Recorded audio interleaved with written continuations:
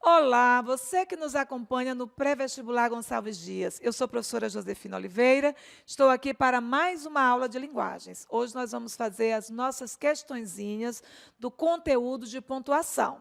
Se você já assistiu aos 2 vídeos sobre pontuação, acompanhe aqui nesse vídeo as questõezinhas. Se você ainda não assistiu, assista primeiro para depois fazer as questões, tá?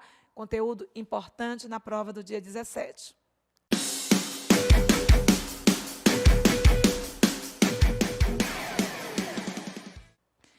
Na nossa aula hoje, nós vamos resolver algumas questõezinhas de pontuação. Mostrar como é que pode ser exigido, né, uma situação na nossa prova de linguagens, mas, principalmente, pensar o emprego da pontuação como preocupação para a nossa redação. Então, na nossa primeira questãozinha, foi uma questãozinha simples, elementar, mas com algumas informações, necessidade de algumas informações técnicas importantes. Ele diz assim, ó, viva, leia e escreva. Olha, vejam que aí tem escreva, há uma pausa representada pelas reticências. Essas reticências não quer dizer, não são 3 pontinhos, viu? Tem gente que chama de 3 pontinhos, não, são reticências. Vamos dar os nomes certos, tá? Essas reticências, elas representam não que houve uma supressão do trecho, mas que houve uma pausa acentuada. Então, isso nós chamamos de pontuação expressiva. Não é por causa da estrutura, mas é pelo efeito que o autor quer na fluência do texto, pelo efeito da pausa. Então, é bom sempre perceber a interpretação da pontuação a partir da intenção do texto, tá? Não só a estrutura. Então, ele diz assim, leia de tudo, não caia na armadilha de ler apenas autores consagrados. Leia bons autores para se encantar e aprender a escrever. Leia maus autores para conhecer o imaginário do mundo. Leia bulas de remédio, outdoors, cartazes, anúncios de classificados. Lendo e escrevendo, você vai adquirir o que Celso Pedro Luft chamou a gramática interna. Chamou de gramática interna. Vai conhecer por instinto as regras gramaticais e a grafia das palavras. De quebra, vai aprender a pensar. Escreve bem quem pensa bem, ensina os mestres. Aprende a pensar quem vive, acumula experiências, conversa, observa, viaja, nem que seja em pensamento, estuda, lê, mais uma vez de tudo, escreve, arrisca.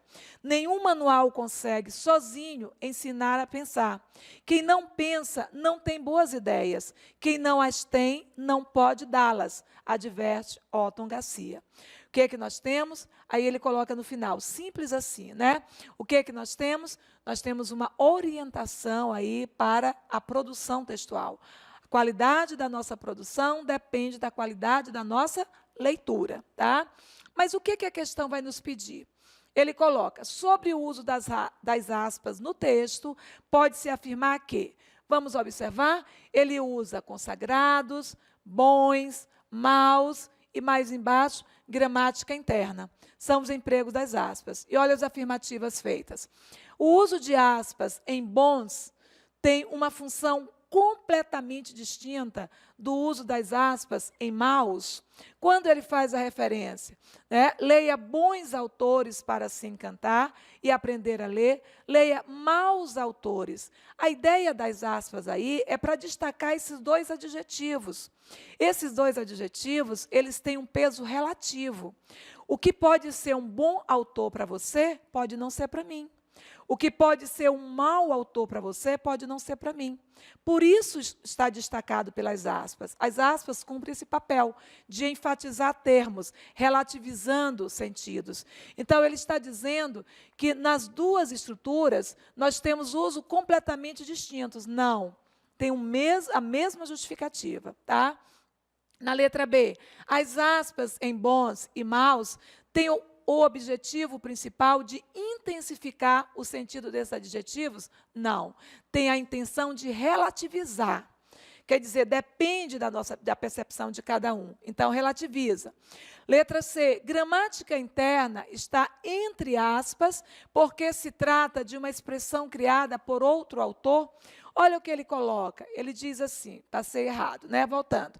Ele diz assim, ó, você vai adquirir o que Celso Pedro Luft chamou de gramática interna. Então, ele está citando a fala de Luft. Nesse caso, correto, certo? Gramática interna está entre aspas, porque se trata de uma expressão criada por outro autor. Significa dizer que isso aí é uma citação direta. Se está citando as expressões, as palavras do Luft, certo? Então, letra C de casa está correto. O que diz a letra D? As aspas na expressão gramática interna foram utilizadas para provocar efeito de ironia? Não. Eu tenho só uma reprodução da expressão, tá? E letra E, as aspas em consagrados foram utilizadas para mostrar que a opinião, né, de que existem autores, né, a opinião de que existem autores consagrados não tem nada a ver. O consagrados aí também, porque é um conceito relativo, tá? A nossa próxima questão, ela é uma questãozinha do CESP, que elabora a prova da UNB, que é a Universidade de Brasília. É uma questãozinha muito charmosa, né, que apresenta um texto com linguagem mista, né, texto verbal e não verbal, a imagem de uma face fragmentada e, ao lado, a palavra crack, né? Nós percebemos aí claramente que é uma campanha de combate ao uso das drogas, mostrando, sugerindo aí que essa fragmentação da face representa a destruição provocada pelas drogas, né? Mas a questão não nos pede isso, a questão vai nos pedir em relação ao sinal do ponto, né? A palavra crack, e no final da palavra crack tem um ponto. E é isso que a questão vai nos pedir. Olha o que ele associa. O emprego do ponto ao final da palavra crack no anúncio é um recurso utilizado para mostrar que, olha um detalhe importante, o ponto, ele significa fechamento de uma ideia. Todas as vezes que eu fecho uma ideia e vou complementar com outra, ou vou colocar uma nova ideia, eu fecho com ponto. E é isso que o ponto realmente representa dentro do texto. Então, ele diz assim, né, o ponto representaria uma legenda que constitui enunciado completo, expressando ideia de princípio, meio e fim. Letra B, a mensagem tem caráter moralizante, ressaltando o potencial destrutivo das drogas. Letra C, a construção fere a norma padrão da língua, enfatizando o impacto da mensagem. E a letra D, a palavra adquire valor onomatopeico, reproduzindo o som da fratura presente na imagem. A absurda daí é a letra C. Tem nada a ver o que está dito na letra C, dizendo que o uso daquele ponto fere a norma culta. A letra B e a letra D, elas estão corretas. A letra B representa a interpretação do texto, certo? E a letra D representa a referência sugestiva da fragmentação. O que eu chamo de valor onomatopeico? A onomatopeia é a reprodução sonora de sons, tá? É a reprodução, ficou redundante, sonora de sons, né? É uma reprodução sonora. Então, neste caso aí, quando eu tenho o crack, está sugerindo também aquela rachadura da face. Está associado, mas nada disso tem a ver com o ponto. O ponto representa a ideia completa. Se representa uma ideia completa, é porque ela tem início, meio e fim. Então, a nossa opção, letra A. Opção correta, letra A. Certo? E para nós finalizarmos aqui, nós vamos para a terceira questão. A terceira e última questão, uma questãozinha do Enem. Ele diz, as 12 cores do vermelho. Você volta para casa depois de ter ido jantar com sua amiga dos olhos verdes. Às vezes, quando você sai do escritório, você quer se distrair um pouco. Você não suporta mais tem seu trabalho de desenhista. Cópias, plantas, réguas, milímetros, nanquim, compasso 360 graus. De cercado, cerco. Antes de dormir, você quer estudar para a prova de História da Arte, mas sua menina menor tem febre e chama você. A mão dela na sua mão é um peixe sem sol, em irradiações noturnas. quentes ondas. Seu marido se aproxima, os pés descalços de meias, nos chinelos folgados. Você olha as horas nos 2 relógios de pulso. Ele acusa você de ter ficado fora de casa o dia todo, até tarde da noite, enquanto a menina ardia em febre. Ponto e ponta ponto e ponta do perfume crescente. Então, nós temos um fragmento de uma crônica, certo? E vamos ver o que a questãozinha nos pede. A literatura brasileira contemporânea tem abordado, sob diferentes perspectivas, questões relacionadas ao universo feminino. No fragmento, entre os recursos expressivos utilizados na construção da narrativa, destaca-se olha só, ele quer a referência expressiva.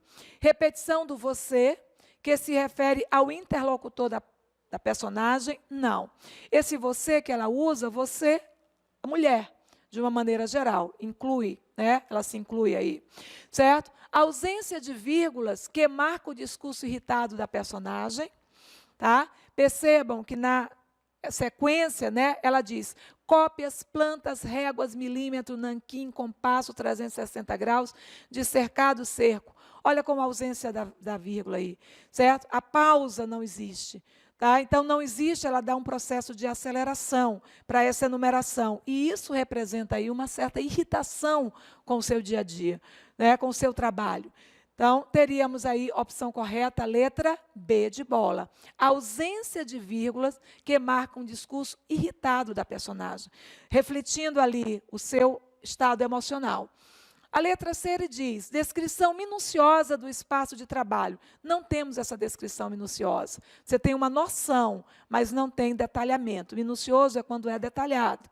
A letra D, autoironia, que ameniza os sentimentos de opressão da personagem. Ela não está dentro de uma situação de redução, né, dessa opressão. Ela evidencia isso, inclusive pela cobrança do marido, né? E a letra E, ausência de metáforas. Não há ausência de metáforas. Quando ela diz que a criança está em febre, como um sol com irradiações noturnas, né, isso é uma metáfora. Então, há presença de metáfora, sim. Eliminamos também a letra E. Opção correta, a letra B de bola. Né? Vamos ficar por aqui na nossa aula de hoje.